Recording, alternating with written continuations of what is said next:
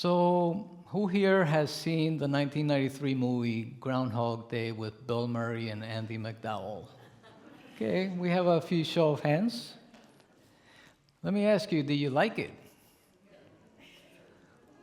I think it's probably, well, one of my favorite movies, to be honest with you, from the moment I saw that. It's amazing, just the teaching that it has. So we'll talk about that first, in a moment. We, of course, February 2nd is not just about Groundhog Day, but we celebrate a couple of things in the Christian world, but I'll start off with the Groundhog Day. And I'm having issues with the light being on this. Let me lift this up. So Groundhog Day derives from the Pennsylvania Dutch superstition that if a groundhog emerges from its burrow on this day and sees its shadow, it will retreat to its den and winter will go on for 6 more weeks. If it does not see its shadow, spring will arrive early. So that's what we hope when the groundhog comes out to see or not see its shadow. In Spanish, we would call it Día de la Marmota. And yes, I'd never heard that name before. Se deriva de la superstición alemana de Pensilvania, que si una marmota sale de su madriguera en este día y ve su sombra, se retirará a su guarida e invierno continuará durante 6 semanas más. Si no ve su sombra, la primavera llegará temprano. Let's get churchy. February 2nd is also known as Candlemas. Now, Candlemas is a Christian holiday, annually, of course, on February 2nd always, which happens to be 40 days after Jesus' birthday. Now, it celebrates 3 occasions, and depending on what church you go to, really.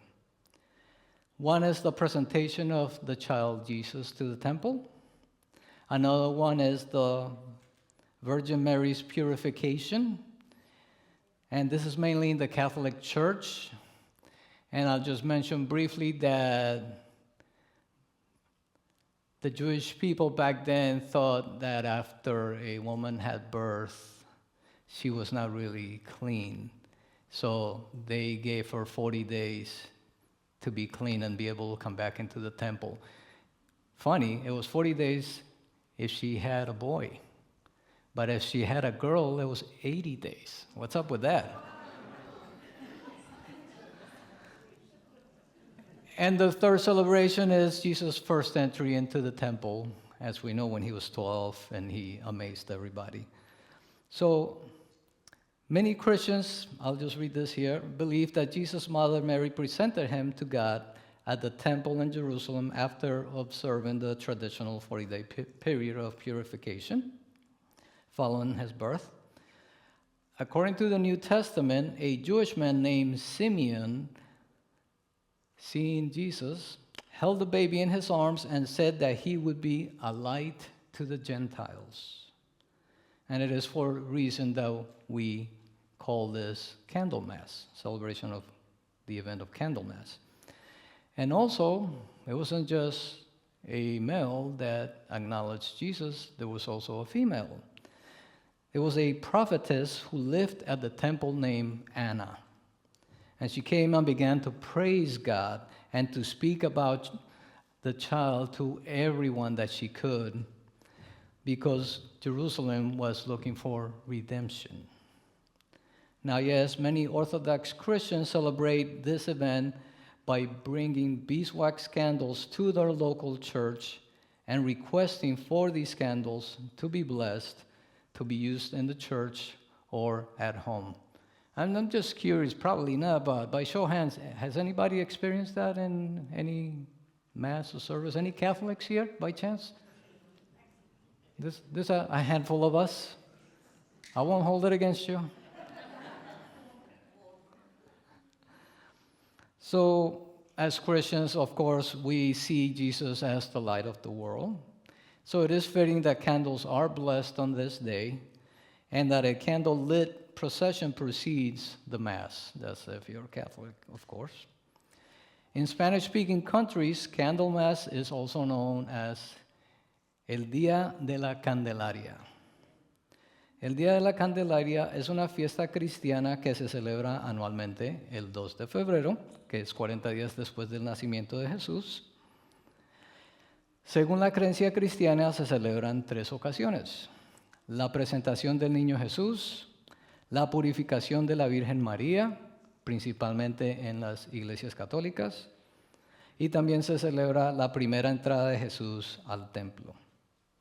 Now, Candlemas occurs at a period between the December solstice and the spring equinox.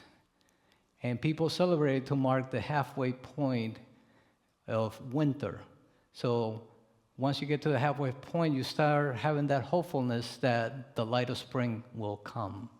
So it is good to know that even though you may be going through a winter in your own life, that there's going to be at some point a halfway point, and then you can start being hopeful for the light to come and to be hopeful for that springtime. But of course, know that things are in cycles in our world, so there'll be other winters, but that's okay, but there will be other springtimes also. Do we agree with that? I heard this and I thought, yeah, this is pretty good. So about being hopeful. You cannot have hopefulness without the darkness. So this is why we need to appreciate our winters so that we can also experience springtime and be truly hopeful and be grateful for it. So let's get back to the movie, Groundhog Day. Now, the premise of this movie is simple. Bill Murray, who is Phil Connors in the movie, he's a TV weatherman who is not the nicest guy to anybody, really.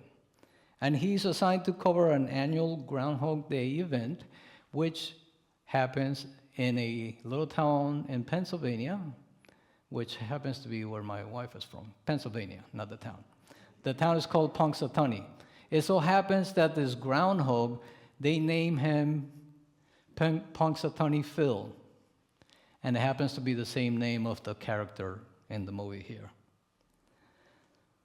So he goes there with his cameraman, Larry, and his director, Rita, who is basically the opposite of him. She's sweet, cheerful, loves people, and we get to find out through the movie that he actually likes her more than he wants to admit. But when he gets to Punxsutawney and that Groundhog Day comes, February 2nd, he goes through the day, things happen, and he's his usual not cheerful self.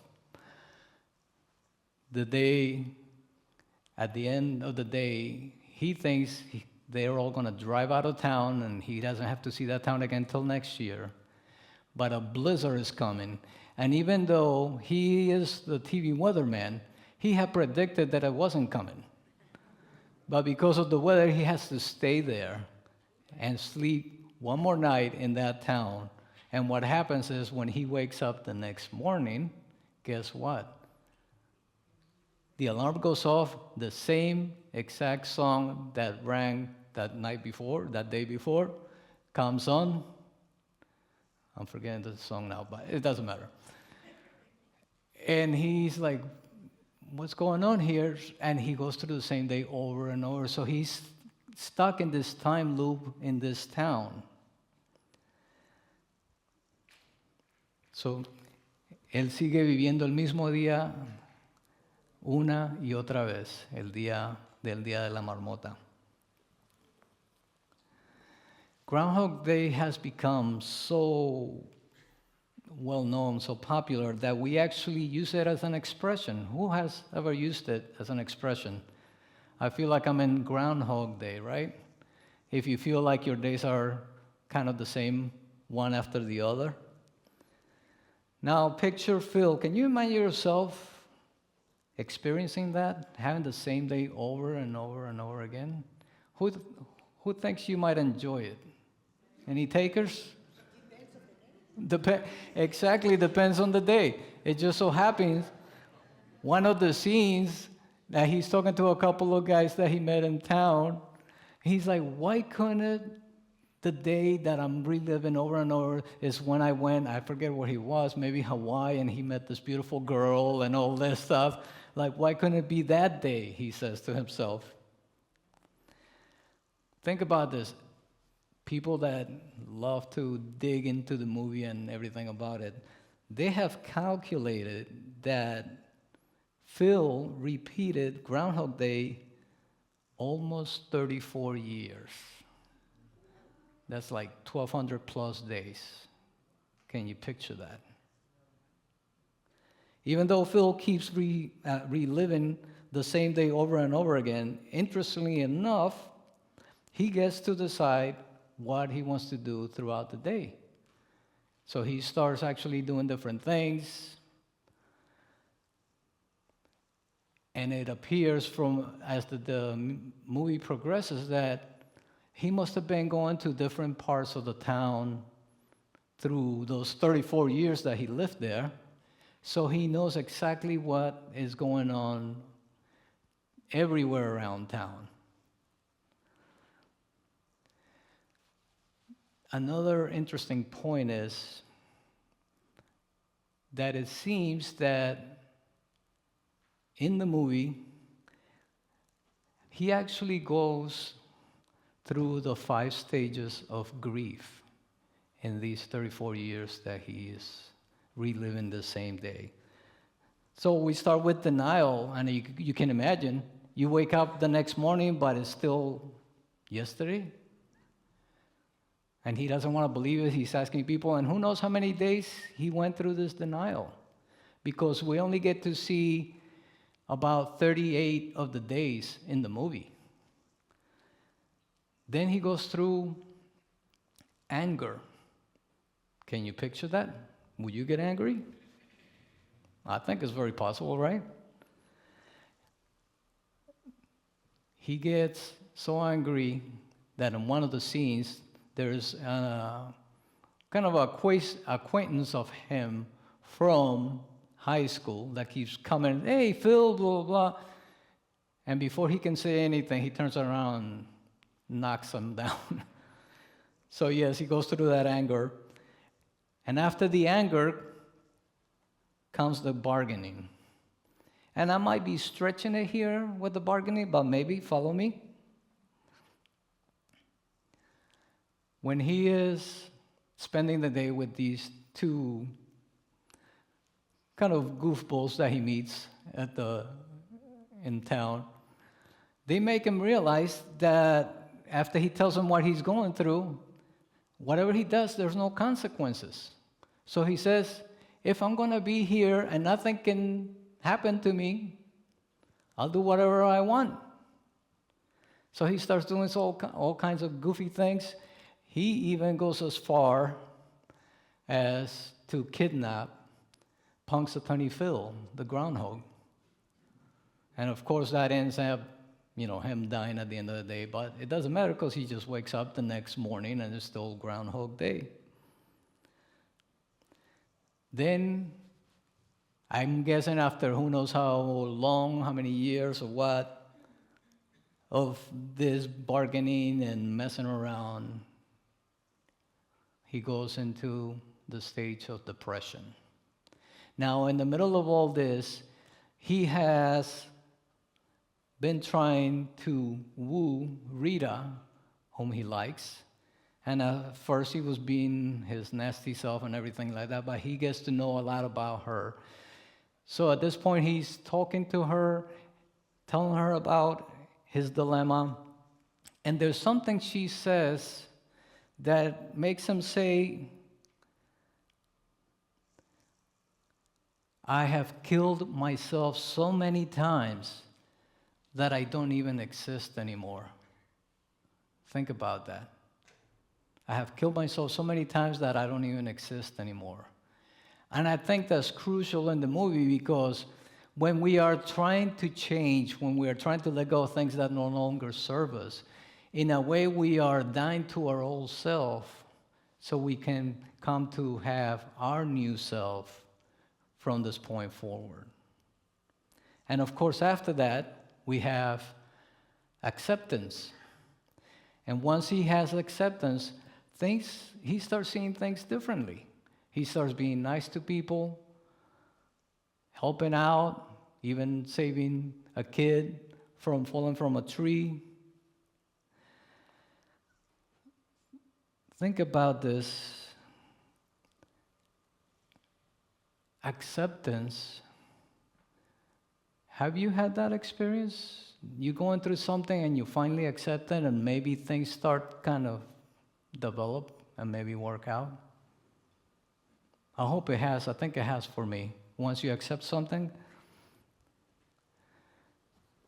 So during his Groundhog Day experience, Phil Connors evolves from a selfish, self-centered narcissist into a kind, thoughtful person who can fluently recite French poetry, très bien, and play piano while saving people's lives and acting selflessly. Once he becomes the best version of himself, this time loop ends, and he's able to experience his new tomorrow. And he even gets the girl. So right about now, you might be thinking, have I had moments of Groundhog Day? Or am I having some kind of Groundhog Day right now? Has anybody felt like that at some point? I know I have. I can tell you, being at my job that, some of you know, I retired from a few months ago. And yes, I retired early because I want to focus on this, on my ministry. I spent 28 years there, and I had all kinds of different feelings as the years went by. There were times where I was literally depressed to be there. And then I would change my mind and the way I saw things, and I would have moments of joy and everything like that. And in the long run, it turned out to be a good thing. And while I was doing that, even though to me it was my Groundhog Day, what changed was that I had something to look forward to. I have given myself a goal. I had given myself an intention. And at the time, of course, the first thing was, I want to become a Unity minister. So I knew that I was working on that. And no matter how I felt in some of those depressive days, I can think about, but I'm working towards something better so that I can have a new me tomorrow. So whether you celebrate Groundhog Day, the presentation of the child Jesus, the Virgin Mary's purification, or Jesus' first entry into the temple, what's important is to understand that our past, we do not need to forget it or be upset about it or even miss it, but we need to appreciate it, good things or bad things, so that we can appreciate the moment, the present moment now. So you can release your old self and become a new you so you can experience your new tomorrow. Thank you.